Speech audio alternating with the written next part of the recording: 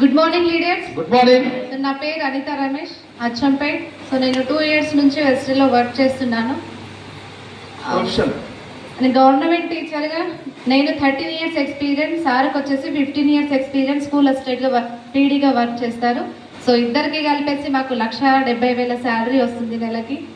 So నేను ఒకటే వెస్టేజ్లో starting నాకు ఎవరు సపోర్ట్ లేకుంటే మా గురువు గారి సపోర్ట్ ఫుల్ ఉండడం వల్ల, సో మా సార్ సపోర్ట్ కూడా నాకు దొరకడం చాలా హ్యాపీగా ఫీల్ అవుతున్నా నేను. సో వెస్టేజ్ నుంచి నేను అందరికీ చెప్పేది ఒకటే. సో ఒక చిన్న ఎగ్జాంపుల్ చెప్తే, నేను 2 years బ్యాక్ నా శాలరీ వచ్చేసి 65,000, ఇప్పుడు 75,000 అయ్యింది. సో గురువు గారికి అంటే నేను ఐడి తీసుకున్నప్పుడు గురుగారి యొక్క ఇన్కమ్ 8 lakhs ఉండే. జస్ట్ 2-3 yearsలోనే గురుగారు 18 lakhsకి వెళ్ళిపోయారు. నేను 75,000కి వచ్చిన గవర్నమెంట్ జాబ్లో. సో చూడండి ఎక్కడ చేయాలి అనేది ఒకటే. నేనేం అందరికీ చెప్పే మెసేజ్ ఏంటంటే, నేను 50 ఎకరాల భూమిని 100 ఎకరాలు నా గవర్నమెంట్ జాబ్లో చేయాలి. నా గోల్ 50 ఎకరాల భూమిని 100 ఎకరాలు చేయాలి. నా గవర్నమెంట్ జాబ్లో నాకు పాసిబుల్ కాదు, కానీ వెస్టేజ్ని పట్టుకుంటే ఆ 100 ఎకరాల భూమిని నేను సంపాదించుకుంటా అనేసి నా గోల్. సో ఇది ఇంకొకటి, నేను ఒక్కదానికి వర్క్ చేస్తే, ఇప్పుడు నా జాబ్లో నేను ఒక్కదాన్ని వర్క్ చేస్తే నా పిల్లలు కూడా కష్టపడాలి రేపు.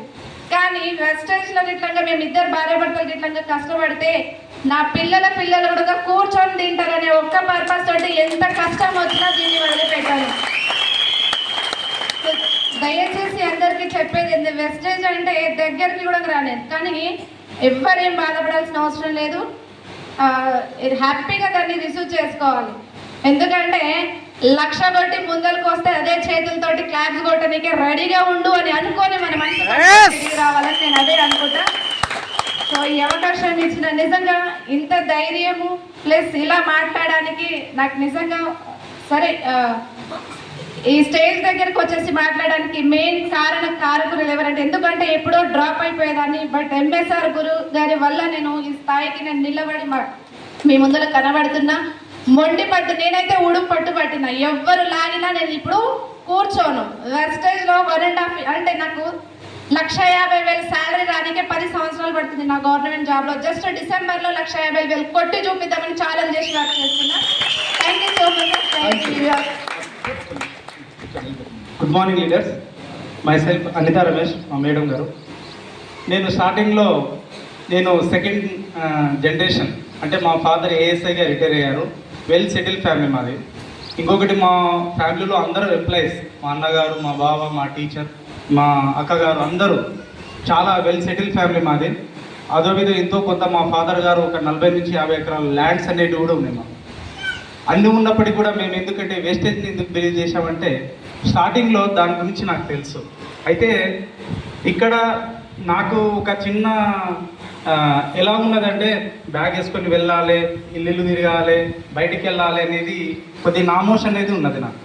కానీ మా మేడం గారికి హెల్త్ సప్లిమెంట్స్ ఇప్పించాను. ఎందుకంటే కిడ్నీ స్టోన్స్ వల్ల హెల్త్ ప్రాబ్లం ఉండే, అది 3 monthsలో కంప్లీట్ కావడం. దాని తర్వాత మా బాబుకి మంచి రిజల్ట్ రావడం. తర్వాత దాంతోపాటు నాకు అగ్రికల్చర్ అనేటువంటిది బాగా ఇష్టం. నాకు ఖాళీ టైం దొరికితే నేను అగ్రికల్చర్ అనేది చేస్తాను. ఆ అగ్రికల్చర్లో నేను ఒక 2 acresకి నా ల్యాండ్లో 2 acresకి అగ్రికల్చర్ ప్రోడక్ట్ వాడించడం నాకు మంచి రిజల్ట్ వచ్చింది. దాని ద్వారా నాకు వచ్చినటువంటి రిజల్ట్ని 10 మందిని షేర్ చేయడం వల్ల వాళ్ళకు కూడా మంచి రిజల్ట్ రావడంతో, ఇది మంచిగా ఉంది కదా 10 మందికి చెప్పాలి అనే కాన్సెప్ట్ నాలో వచ్చింది. మనకు ఉన్నటువంటి టైంలో మనం వెళ్తామా, చేస్తామా, మనం మన మా ఫాదర్ బాగా సంపాదించింది కదా, మనం బయటికి వెళ్ళడం అవసరమా అని చెప్పేసి చాలాసార్లు మా మేడం గారికి నేను కొన్ని ఇన్స్ట్రక్షన్ అనేది పెట్టడం జరిగింది.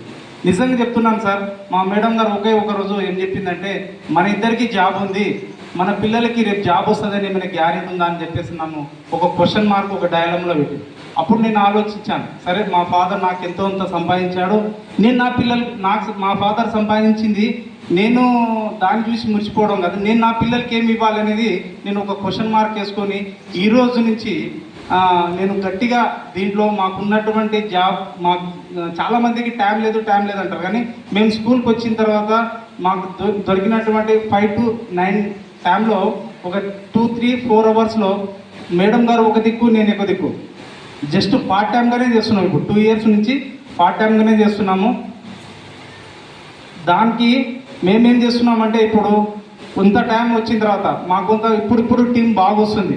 ఆ టీం మాకు ఫామ్ అయిన తర్వాత కంప్లీట్గా మా ఇద్దట్లో ఎవరో ఒకరుగా మాకున్నటువంటి సెలవులను తీసుకొని బయటికి రావాలని వర్క్ చేస్తున్నాం సార్. ఇంకొకటి దీంట్లో ఇక్కడ ఉన్నటువంటి చాలామంది స్టూడెంట్స్ ఉన్నారు. నేను ముఖ్యంగా చెప్పేదంటే అందరికీ జాబులు వస్తాయని లేదు సార్.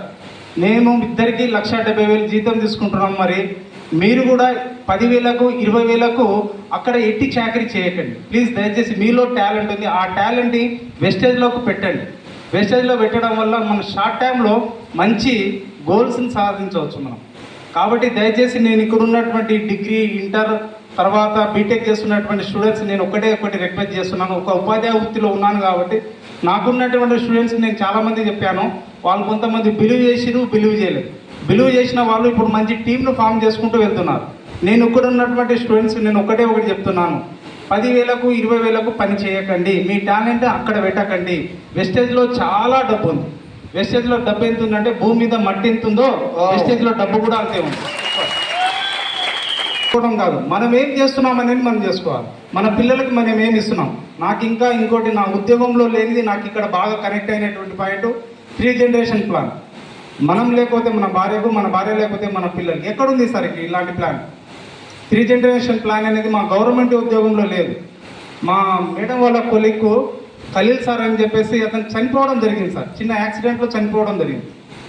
అతనికి వచ్చినటువంటి పెన్షన్లో ఎంత వచ్చింది తెలుసా? 3,000 రూపాయలు వచ్చింది. అప్పుడు ఆ రోజు నాకు కనెక్ట్ అయింది, అరే ఈ పరిస్థితి చాలా దారుణంగా ఉంది.